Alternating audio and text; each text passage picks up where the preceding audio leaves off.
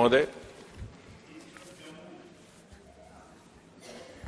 5 और 6 अगस्त 2019 को प्रधानमंत्री श्री नरेंद्र मोदी जी के नेतृत्व में उनके दिशा निर्देश में जो गृह मंत्री श्री अमित शाह जी विधेयक लाए थे, उसके परिणाम स्वरूप ये सारा घटनाक्रम है जिसको लेकर के आज ये चर्चा हुई। बहुत सारे हमारे मित्रों ने कुछ ऐसी बातें रखी हैं जो पर से शायद विषय के साथ ताल्लुक नहीं रखती, लेकिन उन्होंने जम्मू कश्मीर के भिन्न भिन्न पहलुओं को लेकर के अपनी राय रखने का प्रयास किया है। मैं जज साहब की बात सुन रहा था, वो कानून साज भी है, तो अक्सर मुझे ना मुझे गुस्सा आता है ना मैं प्रवोक होता हूं, बल्कि मुझे जज साहब की बात जब वो समझा रहे थे कि आइन का मतलब क्या है, भारतीय संविधान का मतलब क्या, बड़े विस्तार से उन्होंने आधा घंटा बताया, तो मुझे गालिब का वो शेर याद आया कि की मेरे कत्ल के बाद उसने जफा से तौबा। 60-70 बरस जो हिंदुस्तान के आइन को वहां लागू नहीं होने दिया, उसकी धज्जियां उड़ाई, उसमें रुकावट पैदा की, वो आज हमें आइन लगे समझाने और समझाने उनको लगे कि जिन्होंने 3 पीढ़ियां खपा दी सिर्फ इस संकल्प को लेकर के और जीवन समर्पण कर दिया कि हिंदुस्तान का आइन जम्मू कश्मीर में उसी तरह लागू हो जिस तरह से कि बाकी मुल्क में। और ये कहानी सिर्फ 1947 से शुरू नहीं होती, बल्कि उससे पहले से भी।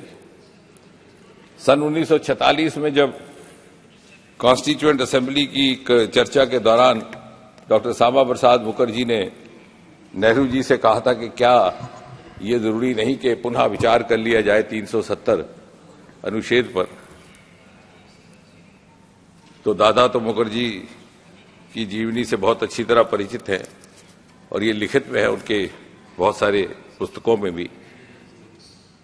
तो नेहरू जी ने जो जवाब दिया था उसका प्रिसाइज फ्रेज ये था कि मुखर्जी डोंट बी अपसेट, ये धीरे धीरे घिसते घिसते घिस जाएगी। और बाद में फ्लोर में 1963 में जब बहस हुई इसको लेकर के, जब शास्त्री जी प्रधानमंत्री थे, एक बार फिर से ये चर्चा में आया था, सॉरी नेहरू जी के जी 60 नहीं, पंडित जी के दौरान 1963 में जब आया, उस समय पंडित जी ने स्वयं भी कहा था कि अब धारा को जाने का वक्त आया है, धीरे धीरे घिस जाएगी। और नेहरू जी ने कहा था कि धीरे धीरे ये घिसते घिसते घिस जाएगी। अब तब से लेकर अब तक ये घिसा नहीं सके, बल्कि इसको ना घिसाने में एक वेस्टेड इंटरेस्ट बन गया। ये कायम रहे उसी में, उनको लगा कि हमारी पीढ़ी दर पीढ़ी पारिवारिक प्रभु सत्ता चलती रहेगी। और उसको अगर घिसाने का काम जो नेहरू जी से अधूरा रह गया था वो मोदी जी ने किया, तो हमें तो धन्यवाद करना है मोदी जी का। सबसे पहले तो कांग्रेस पार्टी को मोदी जी का धन्यवाद करना चाहिए कि आपने ये विधेयक लाया। हमसे नहीं हो पाया था, हमारी मजबूरियां थी, हमारी राजनीतिक मजबूरियां थी, हम कमजोर पड़ गए थे, हम परिवारवाद के आगे कमजोर पड़ गए, हम अपने स्वार्थ के आगे कमजोर पड़ गए। हम चाहते थे कि हमारे बाद बेटा, बेटे के बाद बेटी बने, लेकिन आपने वो संकल्प, वो मर्यादा, उस सिद्धांत का पालन किया। उस पर भी आते हैं। और उस समय से लेकर के फिर 46 में कॉन्स्टिट्यूएंट असेंबली, फिर आजादी का वक्त, and then series of what the history describes as Nehruvian blunders. 1947-48 में जब बाकी राज्यों का विलय हो रहा था, जम्मू कश्मीर के विलय में समय लगा, विलंब हुआ। क्यों हुआ?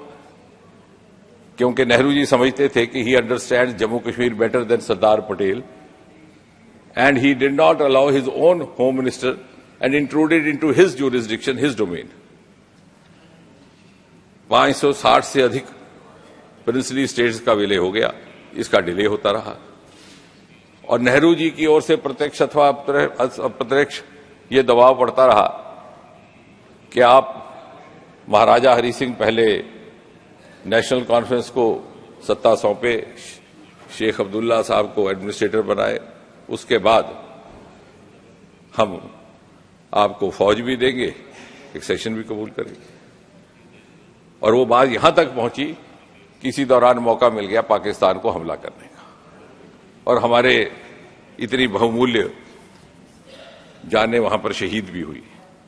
फिर नेहरू जी ने ही 1948 में जाकर के यूएनओ में ये बात रखी, कोई आवश्यकता नहीं थी। Instrument of accession was the same for all the princely states. It was not different for Maharaja Hari Singh. It was not different for Jammu and Kashmir. There was no provision of plebiscite in any of the other princely states. Why did have the Prime Minister make this commitment and create a wrong precedence? इस प्रकार के बहुत सारे प्रदेश थे, हैदराबाद भी था, अभी ओवैसी साहब यहां से उठ करके गए। उसके बाद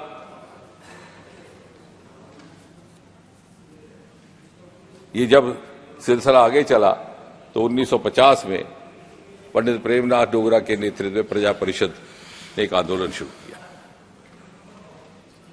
और श्यामा प्रसाद मुखर्जी जैसे दादा कह रहे थे, 11 मई 1953 को जम्मू कश्मीर में दाखिल होते हैं। रात उन्होंने अमृतसर गुजारी थी।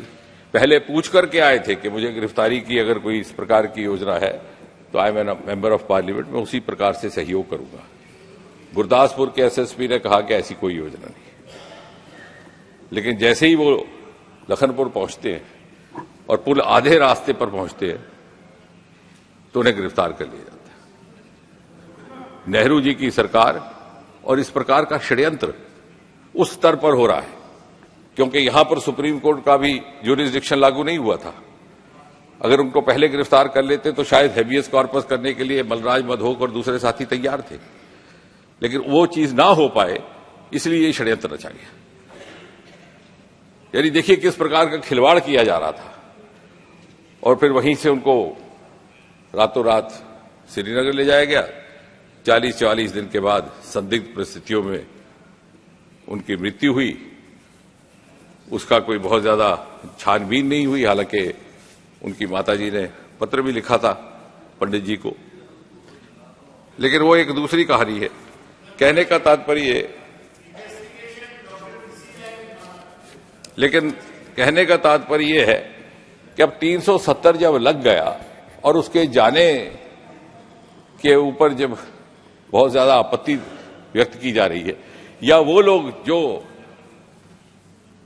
370 के जाने के करके कह रहे हैं कि उससे क्या नुकसान हुआ, वास्तव में 370 का सबसे अधिक दुरुपयोग भी उन्होंने नहीं किया। The greatest abuse or misuse of Article 370 was done by the greatest protagonists of 370. और विज्ञान के छात्र होने के नाते हमें समझाया गया कि बिना तर्क के बात नहीं करनी।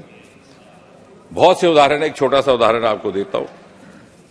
सन 1975 में श्रीमती इंदिरा गांधी ने इमरजेंसी लगाई।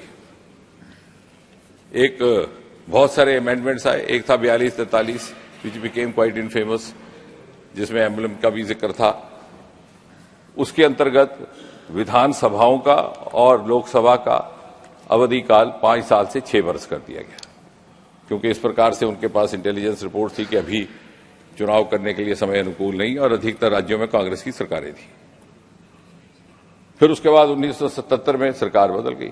अब इस दौरान जब ये अमेंडमेंट लाई गई तो जम्मू कश्मीर में नेशनल कॉन्फ्रेंस की सरकार थी, उसको तुरंत बना लिया गया।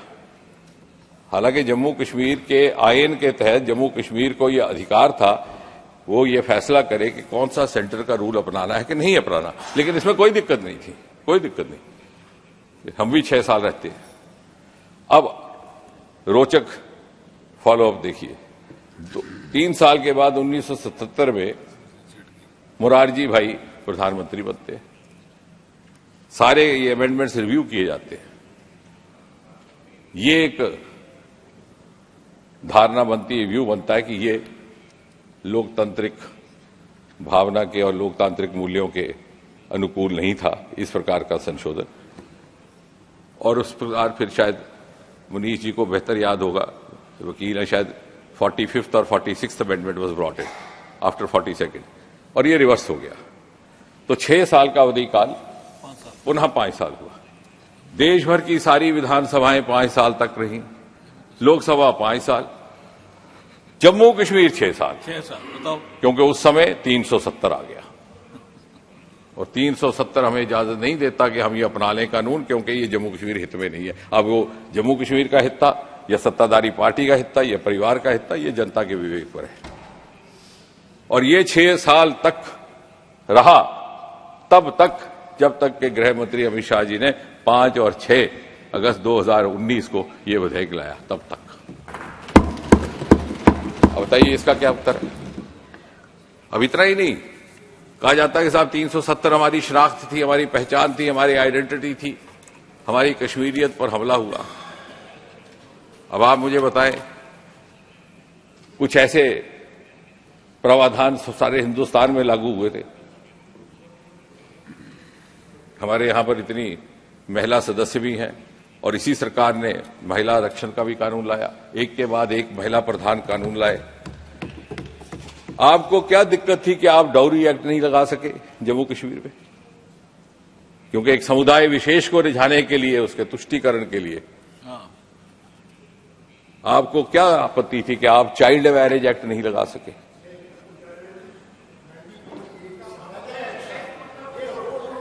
नहीं, वो 28 का आइन अलग है। अभी ठीक, महाराजा का आपने खत्म कर दिया था। अब जाई साहब, मैं इसका उत्तर दूंगा, मैं उसका उत्तर एक मिनट, आप एक मिनट, मेरे पास उसका उत्तर है। Are you yielding minister, are you yielding? I am not yielding because there is an attempt. No दादा, you don't know the subject, so please don't. मैं आपसे बताता हूं क्या सच है। बोला 12 बार this is attributed to 1928 Maharaja act, which is not so. State subject को लेकर के भी जो समाप्त हुआ है गृह मंत्री जी के इस प्रावधान के लाने के बाद, 370 हटाने के बाद, उसके बारे में यह कहा जाता है कि महाराजा हरि सिंह का स्टेट सब्जेक्ट, वो नहीं है। वो इसलिए नहीं है कि उसमें अलग अलग क्लॉजेस थे। क्लॉज नंबर 1 कि जो सन उतने से कट ऑफ से जम्मू कश्मीर में रहने वाला बाशिंदा है, वो यहां का नागरिक होगा। क्लॉज नंबर 2 कि जो आता है जम्मू कश्मीर में, तजारत करता है, उद्योग करता है, शिक्षा में योगदान करता है, उसको हम आरजी रेजिडेंटशिप देंगे, जिसका नाम होगा इकरारनामा, इजाजतनामा, क्योंकि उस दिन उर्दू चलती थी। 10 साल के बाद अगर लगता है कि वाकई उसको इस राज्य को फायदा हो रहा है, तो हम उसको मुस्तकिल परमानेंट सिटीजनशिप देंगे, जिसका होगा इकरारनामा। तीसरा क्लॉज, जहां जहां भी महाराजा को या उसकी निजाम को यह लगता है कि जम्मू कश्मीर के हित में है ये बात या ये नागरिक का रहना, तो उसे सिटीजनशिप दे दी जाएगी। There was no blanket barrier. और मैं आपको मिसाल देता हूं, और 1 मिनट मुझे टोकिएगा नहीं। Sir Ramnath Chopra, the founder, one of the founders of CSIR, जिनको अंग्रेजों ने नाइटहुड दिया था, वो कलकत्ता में एक लेबोरेटरी से रिटायर हुए। Colonel Ramnath Chopra, knighted as sir Ramnath. 1942 में महाराजा ने उन्हें लाया जम्मू, ड्रग रिसर्च लेबोरेटरी कायम की, जो आज IIIM CSIR कहलाई जाती है। हिंदुस्तान की CSIR की पहली 3 लेबोरेटरीज में से एक वो है, एक नेशनल फिजिकल लेबोरेटरी दिल्ली की। उनको सिटीजनशिप दी, उनको एक बहुत बड़ा रकबा जमीन का दिया, उनके परिवार को वहां सेटल किया। आज भी उनकी तीसरी पीढ़ी वहां है। दूसरी मिसाल, मैं आपका समर्थक हूं। उसके बाद नहीं, मैं ये बता रहा हूं कि how this is being sought to be misinterpreted to camouflage your own pitfalls. ये एक्ट वो नहीं है। अब दूसरी मिसाल, आपके पास फिल्म जगत की बहुत सारी हस्तियां श्रीनगर में रहती थी, और बहुत सारी फैमिलीज पंजाब की वहां सेटल हुई। रामानंद सागर जो फिल्म साज हुए, विदु विनोद चोपड़ा हमारे मित्र हैं, मेरे सीनियर भी रहे कॉलेज में, अभी उन्होंने फिल्म भी बनाई, कोई 12th फेल की क्या, वो भी वहां पे जाके बसे। और शायद आपको मालूम नहीं होगा कि जो जम्मू कश्मीर का पहला सिनेमा है, हरी टाकी, जम्मू में, बहुत से लोग अक्सर जम्मू में भी समझते हैं कि महाराजा हरि सिंह के नाम पर है, लेकिन ऐसा नहीं है। वो है हरिप्रसाद नंदा के नाम पर। और हरिप्रसाद नंदा कौन थे? वो थे राज कपूर जी के समधी, राजन नंदा के पिता। वो वहां पर नंदा क्लॉथ हाउस चलाते थे, वहां के कंट्रैक्टर थे। जहां जम्मू का एयरपोर्ट है वो कंटोनमेंट सारा उन्होंने बनाया था, वो भी वहां के बाशिंदे थे। बाद में 47 के बाद वो कुछ दिल्ली आ गए। कहने का ताज़े, अब मैं उसमें नहीं जाऊंगा क्योंकि वो पूरा दिन लग जाएगा, लेकिन don't try to mix the two. कभी ब्रैकेट बैन नहीं रहा महाराजा के एक्ट में। अब चढ़िए, अब उस विषय से हटके, लेकिन 370 में था। लेकिन 370 में था, और 370 में बैरियर भी था, but rather I would say that it created artificial barriers, it created mutual scepticism.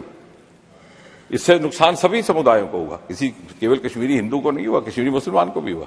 बाहर जाता तो उसे शक की निगाह से कहता, उसको भी लगता मैं शायद बाकी लोगों से मुख्तलिफ हूं।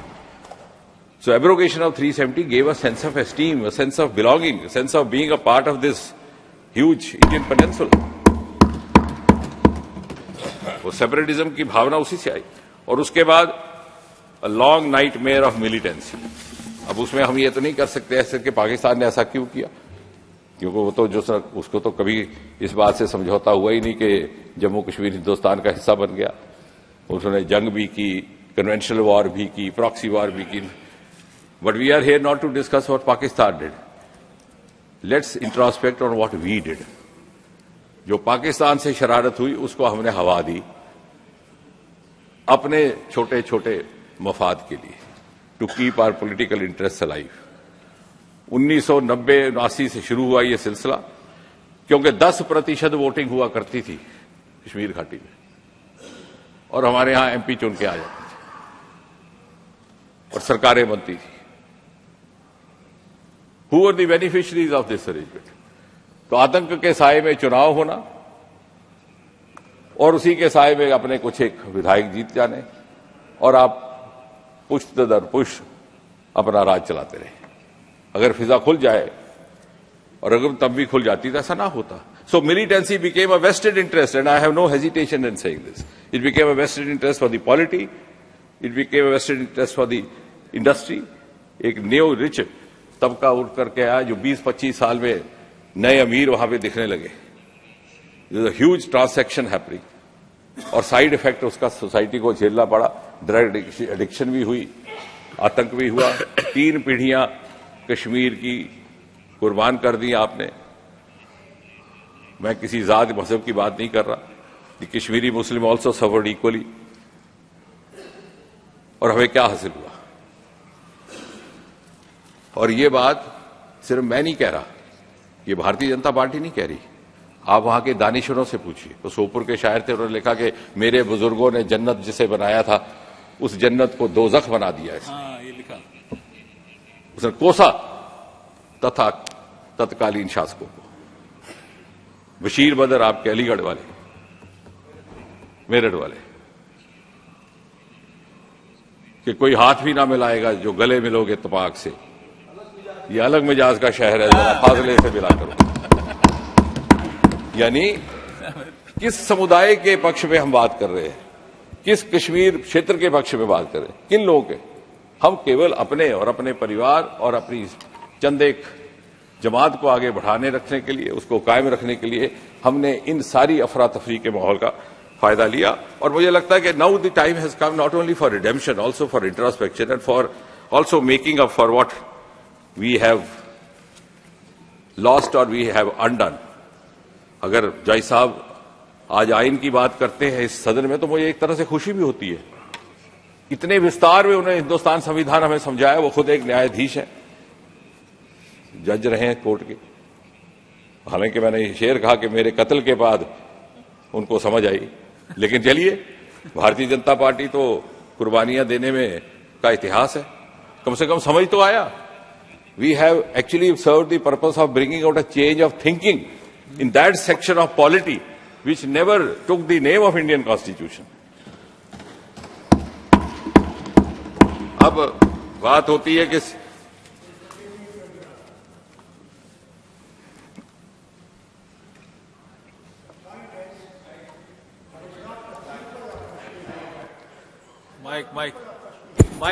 who are responsible for what happened, or the party that was in power responsible.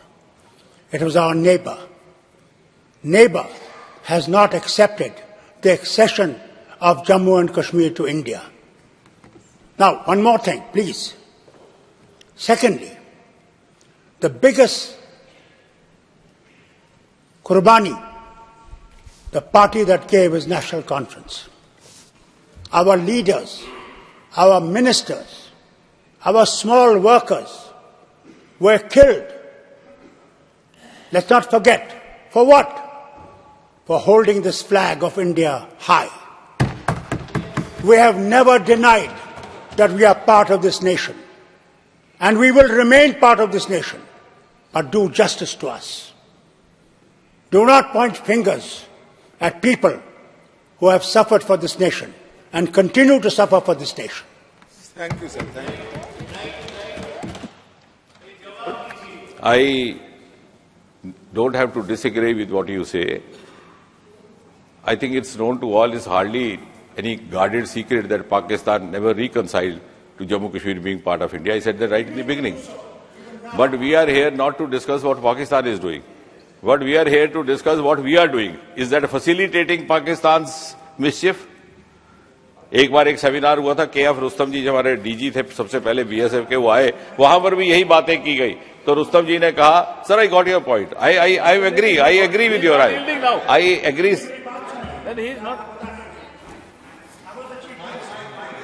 I was the chief minister and I wanted a unified command because intelligence, every intelligence, whether it was BSF, whether it was army, whether it was the local police, whether it's CRPF, they were all separate. I wanted a unified command where one command would be there so that these intelligences could be put together and we could attack those areas firmly. What happened? First General, the Chief of the Army Staff, I would not name him, he didn't want it. It was with great difficulty that I convinced Government of India that we should have a unified command. Today, if your successes are there, it's because of the unified command I created for saving the nation, not only the state, but the prestige of the nation. Unified command itself once, K.F. Rustamji was given all these inputs, and you know what he said? He said, gentlemen, I have travelled all the way from Pune, because he was settled there after retirement, not to listen to what Pakistan is doing, but to understand what you are doing. So that is what I am saying. Let us introspect on our roles and confess to ourselves. I have not blamed an individual, but these are the facts, and I am glad that Dr. Saab is a very senior person. He has been inspired to give a thought to what was said. Again, now what has happened in 4 or 5 years? This is a repeatedly question asked by everybody. कि इस बार पहले क्या था, अब 2019 के बाद और अब का क्या फर्क हुआ? अब आप मुझे बताएं, भौगोलिक परिस्थितियां वही है जम्मू कश्मीर की, टोपोग्राफी भी कठिन है, जो उसकी नेचुरल जो कंस्ट्रेंट्स है वो भी वैसी ही हैं, व्यवस्थाएं भी हैं, फिर कुछ ना कुछ तो हुआ होगा कि जो कल और आज में अंतर है. अब आप सिक्योरिटी की बात करते, स्टोन पेल्टिंग 0% हो गई. इसका मतलब कहीं ना कहीं यूनिफाइड कमांड में भी कहीं ना कहीं उस तरह से अमल नहीं हुआ करता था जिस तरह से होना चाहिए था, जो राज्यपाल शासन लगने के बाद हुआ, जब सीधे सीधे कमान गृह मंत्रालय के हाथ में आई. कुछ ना कुछ तो इसका जवाब देना होगा ना. ये तो एक केस स्टडी बनेगा. क्या कारण, ऐसा कौन सा जादू हो गया 4 साल में? सिविलियन और ओवरऑल किलिंग्स में 80-90% कमी हुई है. अभी आप कह रहे थे हम कश्मीर जाते हैं, पहले भी जाते थे, अभी भी जाते हैं, लेकिन भाई साहब अभी आप जाते हैं तो 150-2 करोड़ टूरिस्ट वहां पे है. पहली बार जम्मू कश्मीर में होम टूरिज्म शुरू हुआ है. मैं पूर्वोत्तर में रहा 7 साल, वहां होम टूरिज्म हमने शुरू करवाया था मेघालय में, क्योंकि होटल नहीं थे. जम्मू कश्मीर में होम टूरिज्म का कभी कल्चर नहीं था. डॉक्टर साहब तो इतना सालों से जान रहे हैं. इतना टूरिस्ट आया इस बार कि लोगों ने अपने दरवाजे किवाड़ खोल दिए, फिर भी उसकी गुंजाइश 2.25 करोड़. तो ये अंतर आया है. और ये लोग इसीलिए आए, उन्हें लगा कि परिस्थितियां अनुकूल है वहां भ्रमण करने की। G20 का वहां समिट हुआ और सबसे ज्यादा कामयाब, ये मैं नहीं कह रहा, जो विदेशी डेलीगेट आए उन्होंने कहा, डीडीसी के चुनाव हुए, भारी संख्या में वहां मतदान हुआ। वो जमाना जाता रहा जब 10% मतदान होता था। अब ये तो सामने है, ये तो आंकड़े चढ़े हैं, ऑन रिकॉर्ड है। इसमें मैं कुछ ऐसा नहीं कह रहा और मैं कहना भी नहीं चाहता, क्योंकि मेरी क्या मजाल कि मैं इतने सीनियर लोगों को खफा करूं। I am just reading out the facts which are registered in the records. Centre की स्कीमों का लगना अभी हुआ, ये Ujjwala, Ayushman. J&K is the first union territory और first state in the country which has implemented 100% universal Ayushman. अब उन स्कीम्स में मैं नहीं जाऊंगा, गृह मंत्री जी के जवाब में आपको मिल ही जाएंगे। अब कश्मीरी आप गवर्नेंस की बात करते हैं, उसमें तो कोई दिक्कत नहीं थी, कश्मीर की छवि का कुछ नहीं था। इंटरव्यू की प्रथा मोदी जी ने जनवरी 1, 2016 में देश भर में समाप्त कर दी, ताकि सरकारी नियुक्तियों में, मैं आपको एक उदाहरण दे रहा हूं कि सरकारी नियुक्तियों में लेवल प्लेइंग फील्ड रहे, क्योंकि ये शिकायत आया करती थी कि 100 अंक मिलते थे किसी को रिटर्न में, उसको फेल कर दिया जाता था इंटरव्यू में, इंटरव्यू 100। जम्मू कश्मीर में ये कानून लागू हुआ राज्यपाल शासन लगने के बाद, नहीं लगाया गया 370 की आड़ में कि भाई अपने लोगों को कैसे हमने नियुक्तियां देनी है। ये एक छोटा सा मैं आपको उदाहरण दे रहा हूं। सेल्फ अटेस्टेशन अब वहां लगी, अब तो खैर और भी बहुत सारे सुधार हो रहे हैं। और कश्मीरी पंडितों की प्रतिनिधित्व को लेकर के ये बात है। I think after the partition of India, which of course was between two newly after the creation of Pakistan, the biggest exodus which has ever happened is Kashmir, and that too within the country, though it doesn't have the equal parallel with 1947 because that was partition resulting from the creation of a separate state. But here within the country, you had displacement of such a huge population, leaving their homes and hearths overnight. और अगर उनको प्रतिनिधित्व दिया गया है, तो क्या ये हमारी जिम्मेवारी नहीं, सामूहिक, कोई भी राजनीतिक दल क्यों ना हो, नेशनल कॉन्फ्रेंस क्यों ना हो, भारतीय जनता पार्टी क्यों ना हो, कांग्रेस क्यों ना हो, is it not our collective responsibility to restore that sanctity and that culture and tradition of Kashmir, for which Kashmir is known all over the world? And is that possible in the absence of Kashmiri Pandit? Kashmiri पंडित की अनुपस्थिति में क्या वो कश्मीर की रिवायत और कश्मीर की तहजीब और संस्कृति, जिसके लिए कश्मीर दुनिया भर में जाना जाता है, तो अगर ये करा जा रहा है तो इसमें दिक्कत क्या है, इसमें आपत्ति क्या है? और बात आई लद्दाख की, जयमियांग जी ने बात की बहुत सारी स्कीम्स की, लेकिन एक महत्वपूर्ण बात वो भूल गए, तो मैं जोड़ दूं कि सबसे पहली बार यूनियन टेरिटरी की मांग लद्दाख का एक डेलीगेशन लेकर के आया था दिल्ली में सन 1948 में। तत्कालीन प्रधानमंत्री पंडित जवाहरलाल नेहरू जी से मिला। तब से लेकर आज तक 70 साल में गए, कई प्रधानमंत्री आए गए, कई सरकारें आई गई। शायद ये हमारी किस्मत में था, लद्दाख की किस्मत में था कि मोदी जी प्रधानमंत्री बने और फिर लद्दाख की unit. This is the fact of history, this can be checked. तो these are the political sequence which makes us believe otherwise. अब बहुत ज्यादा इसमें बात नहीं करनी है, लेकिन दादा ने अभी श्यामा प्रसाद मुखर्जी की बात की। श्यामा प्रसाद मुखर्जी की शहादत के बाद जंग हुआ वहां पर, और अगर जैसे मैंने कहा कि series of Nehruvian acts of omission commission, अगर आकाशवाणी भवन जाकर के Nehru ji unilateral cease fire declare ना करते, बिना अपने मंत्रिमंडल से परामर्श किए हुए, तो आज ये पाक अधिकृत जम्मू कश्मीर का हिस्सा होता, भारत का हिस्सा होता, ये पीओजे के अलग ना होता। और आज गृह मंत्री को उनके लिए नॉमिनेशन सीट नहीं लानी पड़ती, जो आज इस विधेयक में आ रहा है ना कि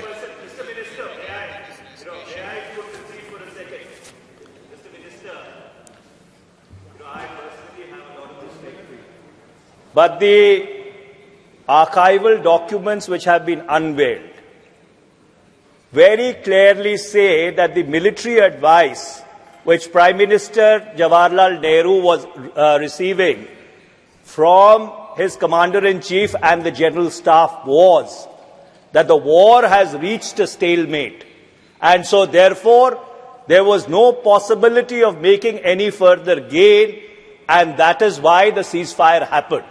And if you do not have faith in me, you can Google a Guardian article which was published just about a couple of months back, citing the Nehru Archives and citing the advice of the Commander-in-Chief of the Indian Army, who said that a stalemate has been reached and no further progress is possible, and that's why a stalemate, that's why a ceasefire was called.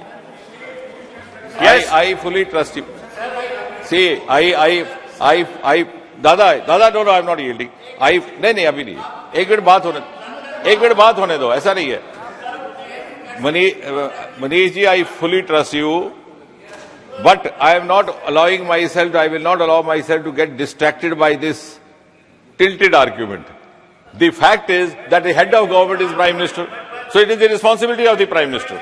हमने तो यही कहना ना कि प्रधानमंत्री ने जाके cease fire का घोषणा की. हमने ये नहीं कहना कि उसको रसोई घर में किसी ने सलाह दी थी या किसने दी थी कि उसको कसूरवार ठहराएगी. The ultimate responsibility will lie on the head of the state and the first minister of the country. See what I am trying. See, देखिए Manish ji, that subject will come up. No. See, that subject. Honourable Minister Yes. Tiwari ji, the entire country is watching this debate. Yes. We Thank should you. not shift the blame here and there. Thank you. Because Honourable these are all happened in the British rule. This matter will come up for discussion if tomorrow somebody decides to hold an investigation into why Prime Minister Nehru went and declared ceasefire. Then we can give this argument that so and so advised him, he was misguided, etc., etc. But the matter of fact is, as the whole world saw, it was Prime Minister speaking on the Akashvani. So that's what the entire world knows. Anyway.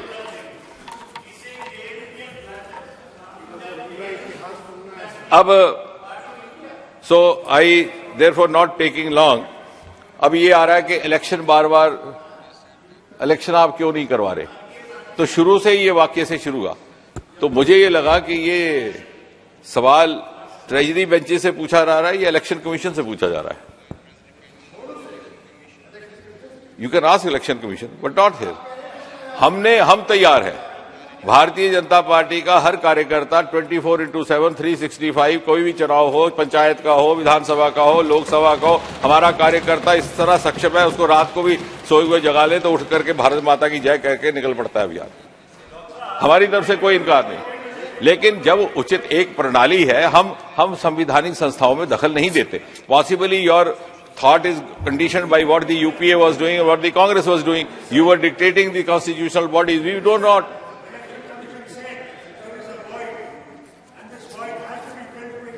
To hold election.